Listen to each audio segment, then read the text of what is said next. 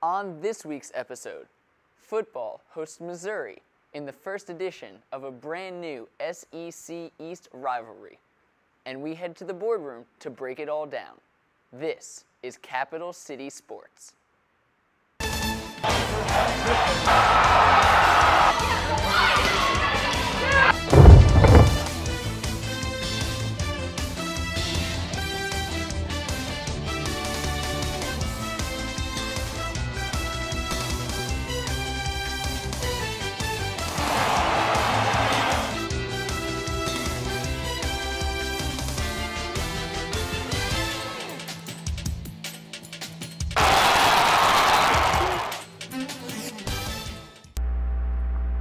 Hello and welcome to the show. I'm Pat Cloney. Unfortunately, it was a slow week for Carolina sports, but that's good news for all you football fans out there. We're here to break down every aspect of South Carolina's game at home against Missouri this weekend. Let's start with the highlight of the game itself. Hunter Banks was there. Let's send it to him. Hello, I'm Hunter Banks, and welcome into yet another edition of SGTV's coverage of Gamecock football. Let's get right to the action. The 3-0 Gamecocks welcoming Missouri to Williams-Brice Saturday. Not much going on for either team in the first quarter until Carolina quarterback Connor Shaw tucks the ball, finds some open space, and takes it all the way to the house. Unfortunately for the Gamecocks, offensive lineman Mike Matulis was called for clipping, and the touchdown is negated. In the second quarter, the USC defense forces a 3-and-out, and Ace Sanders does what he does best, uses his ninja moves and uses the force and takes the punt all the way down to the Missouri 4-yard line. From there, it's all Marcus Lattimore. It's the Laddie Daddy show. He takes it in. That is his 32nd career rushing touchdown, a new USC school record. Gamecocks go up 7-0. On the next Missouri drive, Russ Hansborough gains 7 yards, but Reginald Bowings forces the fumble, and Devin Taylor comes up with it for the Gamecocks. On the very next play, Connor Shaw finds Nick Jones, who almost gets into the end zone, but he stopped just short at the 1. No need to worry, though, Gamecock fans. Marcus Lattimore punches it in from there. USC up 14-0. Missouri later responds as they drive down the field, and Andrew Baguette hits a 22-yard field goal. Missouri now on the board 14-3. South Carolina quickly responds as Shaw hits Sanders, who finally gets in the end zone after coming up short on his massive punt return earlier in the game. Gamecocks head into the half up 21-3. USC still rolling in the third quarter when Connor Shaw hits Busta Anderson for a 13-yard touchdown. Carolina adds 7 points to go up 28-3. Connor Shaw's day is soon done in the fourth quarter, and backup Dylan Thompson comes in and leads the Gamecocks down the field, where Adam Yates would hit a 38-yard field goal, putting the Gamecocks up 31-3. And there you see Missouri quarterback Corbin Bergstresser finding Marcus Lucas for the 1-yard touchdown. Make the score 31-10, and that would be the final. After the game, Spurrier said he gave a lot of game balls out, including one to special teams coordinator Joe Robinson for the special teams play. He said he also gave one to someone who enjoyed the win over Missouri almost as much as he did. And then I've got one other game ball. My old coach, Pepper Rogers, came to town this week. He tries to come one every year. And Coach Pepper coached at Kansas, and their biggest game every year was against Missouri. And that was their, what they call the border war game, the battle of the border there. And he came, talked to the team Thursday afternoon, and of course he said, beat Missouri. I want you guys to beat Missouri. Coach Pepper Rogers hired me back in 1979 when I didn't have a job. I thought I had a one-year coaching career, and he gave me a chance to coach there at Georgia Tech and to call plays and be an offensive coordinator middle of the season, my second year ever as a coach. So I always be grateful to Coach Pepper Rogers. Now that was it for Coach Spurrier as he left after making a statement, didn't take any questions, but someone who did take questions was Connor Shaw, who said his shoulder didn't give him any problems during the game today. No, shoulder felt fine. I'm sure it'll be sore tomorrow, but throughout the game it was fine. Connor Shaw had a great game, completing 20 of 21 passes for 249 yards and 2 touchdowns. A big reason for his success was the offensive line, including left tackle Corey Robinson, who got his first career start today. Robinson had been known as a guy who couldn't quite get there, but Marcus Lattimore says that has definitely changed. I came in with him, in the same class with him. We're both juniors, and he's always been an athletic guy. I mean, he's 6'7", 335, but he moves real good with it. And it's just been a change in his mindset, over the course of, probably since July. He can play, he can do this, and he knows he can do it. And he's been playing great, and he's going to continue to play great. Lattimore said he was happy for Connor Shaw to have the type of performance he had today, and that he has complete faith in his abilities as a quarterback. He just does the same thing every time he goes out. He's our leader. He's consistent, and he stays in the pocket when he has to, and he runs when he has to. He's a complete quarterback. That's going to do it for us here. Carolina fans, I'm going to leave you with one little tidbit. The Gamecocks are now 11-1 with Connor Shaw as the starter. From here in Williams-Brice, I'm Hunter Banks, Capital City Sports.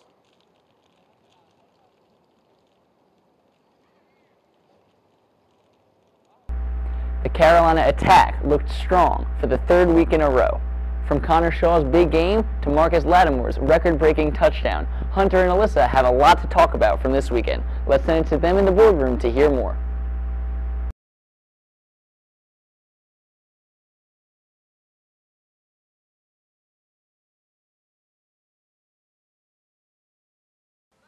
Hey everyone, welcome to this week's episode of Capital City Sports. This is Hunter Banks. My name is Alyssa Lang. We're going to start by talking about none other than Gamecock football. Let's start by breaking down the offense. Hunter, talk about what kind of game Connor Shaw had last week. He had a great game. He silenced his haters, just like Dylan Thompson has silenced his haters in the past. We've had a lot of hater silencing going on lately. True. But, he threw for 249 yards, 2 touchdowns. That's a great game for him. That's, it's good for him to finally get, the pass going and show that, he's not just a running quarterback. He can throw the ball.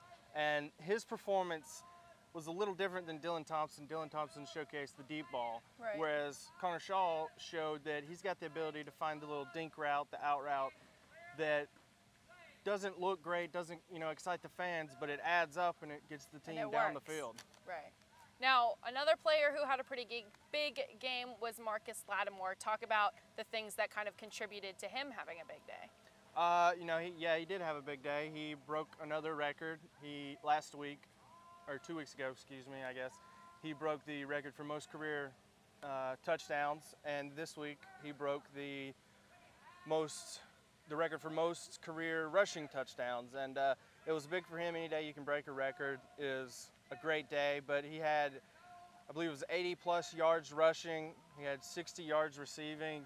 He was the main target in the air and on the ground, and he just again showcased why he's Laddie Daddy. Now, someone who kind of insinuated that he helped Lattimore break that record was Nick Jones. What exactly did he do for Lattimore? Okay, in the post-game press conference, Marcus Lattimore told us that Nick Jones told him that he tripped at the 1-yard line on purpose so that Lattimore could get the touchdown and break the record.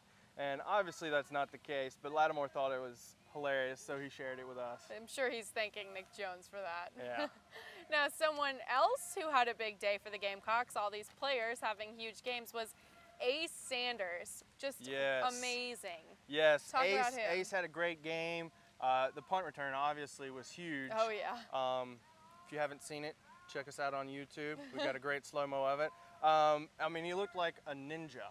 He or did. was using the Jedi Force He or couldn't something. be stopped. And he said afterwards, he's like, DeMario Jeffrey was in the wrong place but at the right time because he bumped into him, but in the end it helped him. Yeah. But pinball. yeah, over you there know, on the field. in the special teams, Ace is dynamic. Right. But you know, as a wide receiver, he had a great game too. You know, he called some big passes. You know, and he also had the touchdown, which was huge. And I personally thought it was great that he got the touchdown, you know, after his punt return because. I mean, like, to get stopped at the 4-yard line after that punt return, right. it's kind of heart-wrenching, and it was good to be like, okay, he's got a touchdown, now let's move on. Definitely. Now, talk about somebody who's kind of been battling for playing time with sophomore Busta Anderson. Justice Cunningham had a pretty good game as well. Justice had, there was one series where he called I don't know how many passes in a row, and he ended up with 4 receptions, 41 yards receiving. You know, it doesn't look that great on the stat sheet, but if you were watching the game, he came up huge, and it's good for him to get on the stat sheet, you know, because he's been the guy who I've noticed lately, he's been making a lot of key blocks, but that's not going to get you noticed that much unless you knock somebody's helmet off. Right. But I like it because he puts, you know, the work in, like I've always said, you know, and I've said before that, you know, if he didn't have a game like this, Busta might be our #1, and now, you know, Steve, what are you going to do? Yeah, well, like you said, he's been working hard, getting noticed. Something else that was more noticeable than usual was our offensive line. Yeah. Mike Matulis and Corey Robinson, talk about them. Okay, Mike Matulis was noticeable for a bad reason. True. Corey Robinson was noticeable for a good reason. Now, Mike Matulis, he had a good game, but he was noticed for his clipping penalty, which CBS, during their telecast, we saw in the press box, you know, they debated whether or not it actually was clipping. But anyways, it's just like the NFL game. You can't overturn it now. But it negated Connor Shaw's 80-yard touchdown run, which was a beautiful play. But, I mean, there's nothing you can do about it, and he moved on well and had a good game. Right. And Corey Robinson, someone who has been known in the past as he had the physical tools, but it just didn't click for him mentally. And, you know, Marcus Lattimore after the game said that around July, he started to realize, he's like, hey, I can do this. Like, I got this. And he showed it. He and the rest of the offensive line, including Matulis, were a big part of this game that not many people notice because they don't get sacks. They're not a skill player, but without them, Connor Shaw would not have had the type of day he had. Yeah, which was a very exciting day. Yes. One thing that made it very exciting was the variety of play calling that the offensive had. Talk about that, what that was like to see. Yeah, it was a lot of fun. They were mixing it up a lot more than I think they've ever done, at least this year. They threw in a 2 running back formation with Kenny Miles and Marcus Lattimore, which was exciting to see. I'm a big fan of that, and I know you are too. Yes, definitely. And because those are 2 quality running backs, and it's almost a form of the option. You don't know what you're going to do. Right. And you give it to Lattimore, and Kenny can block, and if you so choose, you could give it to Kenny and have Lattimore block. Right. I don't know if many people would do that because Kenny's had some issues hanging on to the ball.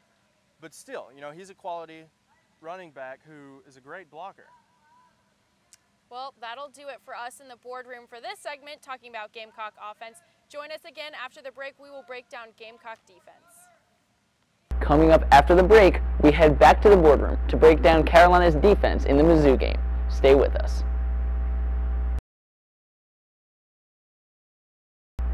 Welcome back to the show. The USC defense looked stellar on Saturday, holding Missouri to just 10 points. For more on Devin Taylor, Jadeveon Clowney, and the rest of Carolina's defense, let's send it to Hunter and Alyssa in the boardroom. Hey everyone, welcome back to the boardroom where we are discussing Gamecock football. Now, let's take a look at the Gamecock defense, starting with the guy who was told he was going to be replacing DJ Swearinger for his 1-week suspension following the game versus UAB. How would you like to be the guy? How would you like to be the guy? I would be terrified. So kudos to TJ Gurley, who, did he step up? I think he stepped up. I mean, he didn't have a great game, but he's a true freshman, and I don't think anybody expected him to have a great game, but I think he had a solid game just because he didn't screw up. I mean, replacing That was DJ Swearinger. huge. Yeah, it's DJ Swearinger is DJ Swearinger. You like, I mean, it's kind of like comparing mustard to mayonnaise. Like, you know. Good comparison. I know, right? Yeah. Now, you said earlier that he kind of had a more veteran type move during the game, even though he was a true freshman. What was that? Okay, exactly? I don't know if everybody saw this, but it stuck out in my mind because Vic Hampton, or Victor Hampton, however you want to refer to him, he got stomped on by a wide receiver, Mizzou wide receiver, and he got up ready to go at it. And who was there telling him no and pulling him away? None other than TJ Gurley. And I was very impressed at the leadership that he showed by that, because as a true freshman, you could very easily get wrapped up in it and be ready to go yourself. I was very impressed. That's something you're always looking for, especially in an upcoming player. Now, someone we have been talking about in the boardroom who we've been looking for to have a good game has been Jadeveon Clowney. Has he impressed you the past 2 weeks? Were you happy with his performance on Saturday? What was that like? No, he should have 5 sacks every game. Yeah, he has impressed me.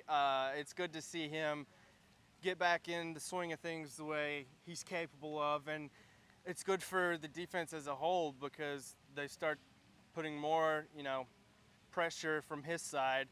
That means more attention's paid to his side. So Devin Taylor is freed up, the interior linemen are freed up, and it wreaks havoc on the offensive line and the quarterback.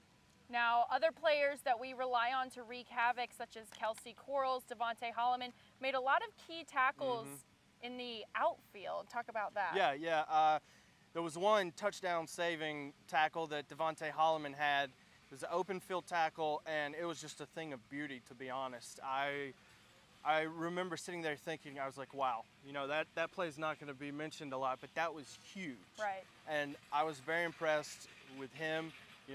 He even stepped up and moved to strong safety, excuse me. When TJ Gurley left, they moved Bryson Williams over to free safety, and he went from spur linebacker back to strong safety where he played last year. Did great, seamless transition. But I mean, it's not his natural position, and he is such a great spur linebacker. He is, definitely. You may not notice him on the stat sheet, but he is a leader, and he is just a presence on the field. Now, one more thing I'd like to talk about regarding Gamecock defense was the fact that they almost held Mizzou scoreless until the very end of the game, but there was one thing specifically important about that touchdown regarding our entire season so far. What was that? That was the first touchdown that the Gamecock defense has allowed in the red zone. There have been touchdowns allowed, specifically in the Vanderbilt game. There were, I remember, at least one long pass, and it was big. And as Jadeveon Clowney likes to say, they bow up when they get in the red zone, and they have all season. And I mean, it's not like you're going to go an entire season without allowing a red zone touchdown, but for them to get to this point, to that point without having allowed a red zone touchdown was huge. And to me, I kind of feel like it was a relief, because it's like, okay, now we don't have that pressure. Let's just move on and be a solid defense, which, let's face it, they are a great defense. Yeah, and it's very good to see that the Gamecocks have such a solid defense to rely on. Yes. Now that'll do it for us breaking down the Gamecock defense. Join us again back in the boardroom where we will preview this weekend's game at Kentucky. Join us. Okay. And coming up after the break, we send it back to Hunter and Alyssa in the boardroom one more time to break down next weekend's Carolina football game at Kentucky. Stay with us. Thanks for staying with us. After a big win against the Missouri Tigers this last weekend, the Gamecock football team travels to Lexington, Kentucky to take on the Wildcats. For a preview of this game, we send it to Hunter and Alyssa in the boardroom one last time.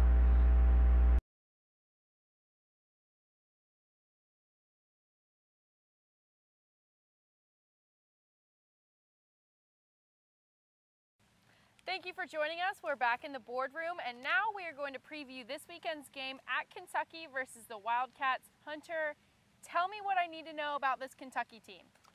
They have a quarterback that's not putting up horrible numbers.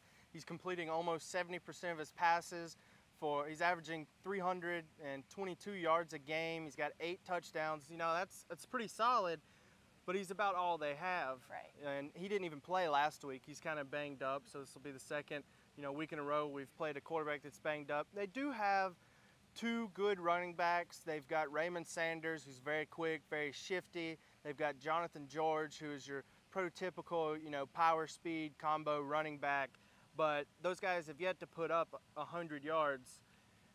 Not only has neither one had a 100-yard game, but combined they haven't had a 100-yard game yet. Wow. So I'm not that worried about the running game, but the passing game I'm a little worried about. They've got a good receiving core that's, spreading it out. Max Smith is doing a great job spreading it out. It's led by 2 seniors, Lerod King and Aaron Boyd, who are splitting duties as the #1 target. And those guys, senior leadership, they've got a lot of good young freshman receivers, and these guys are, provide good leadership for that. But the thing I look for in Kentucky is how are they going to handle our front 4? Because they've only given up 4 sacks all year, but 3 of those were against Florida, who doesn't have as good of a front 4 as we do. Right. So I think that, that's going to be the key. Now, one key thing, I'm sorry, before we get into that, if you were Coach Ward on the sidelines, lining up the defense to play against the Wildcats this weekend, what would your game plan be? What would you do to ensure that the Gamecocks can win this game? First of all, I'd take a picture to prove that I was there. Of course. But no, I would spy the quarterback. I would use Shaq Wilson to spy the quarterback because, Kentucky's offensive coordinator, Randy Sanders, said that they were going to move Max Smith around a lot.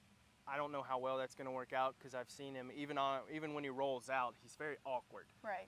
He's tall, lanky. There's nothing wrong with that, but it's not the greatest combination for a running quarterback. But I would spy him with Shaq, and then with Devontae Holloman and Reginald Bowens, I would have them guard the flats, because Kentucky is a big fan of bubble screens, wide receiver screens, and dink routes, and that's how I would counter it, because if they hand the ball off, Shaq's there, and Bowens and Holloman are athletic guys. They can easily get there and provide support. Plus, you got DJ coming back, which will be huge. He's probably going to knock out like 3 of the players or something. He's ready for sure. Free DJ, right? I am praying for those players. Oh my gosh. Well, one big thing, I guess, well, I don't know, give or take, depending on how you look at it, could be a big thing, is that Kentucky has yet to score a touchdown in the first quarter of any of their games yet this season. If you're Spurrier, what does that trigger in your head? What's your goal to kind of capitalize on that, I guess? Get on the board early and often. You want to get on the board early and often. Score as many points as you can as early as you can, because that just puts the odds more in our favor. We're already going in as, I think last time I saw, 21-point favorites. So, Carolina's got better talent, so they're favored, obviously. But if you can get on the board, that's just going to make it more difficult for them to come back. They are a second and third quarter, team. They really put it on in the middle of the game. But if you can get on them early, they won't have a chance, to be honest. All right. Now comes the fun part of previewing the game. I think it's fun. Let's give our prediction for what the score is going to be this weekend. Who's going to take the win, the Gamecocks or the Wildcats? What do you think, Hunter? You don't want to go first? I can go first if you'd like me to. I'll go ahead. No, I think Gamecocks will win. I think it'll be a little closer than most people think. I'm going to go with 38-10. Close. But that's close. But people are expecting a blowout. True, like Florida and Kentucky last week. It's at Kentucky, and last time we were there, they beat us. Right. So never underestimate Kentucky. Yeah, I think I'm going to have to go with a little closer point spread there. I'm going to guess 35-17, around there. I think that going to Kentucky, not being a home game for the Gamecocks, is really going to be a little more difficult for them. They've been used to their past few games being at home in Williams-Brice, and Kentucky's pretty far for Gamecock fans to travel, so they definitely will not have that advantage that they have. Fun fact for you. Sure. Kentucky is one of only 2 states that are not actually states. Really? They're a commonwealth. What is it? Other Them one would and be Virginia. There correct? you go. There we go. Learning the new Commonwealth things on of this Kentucky.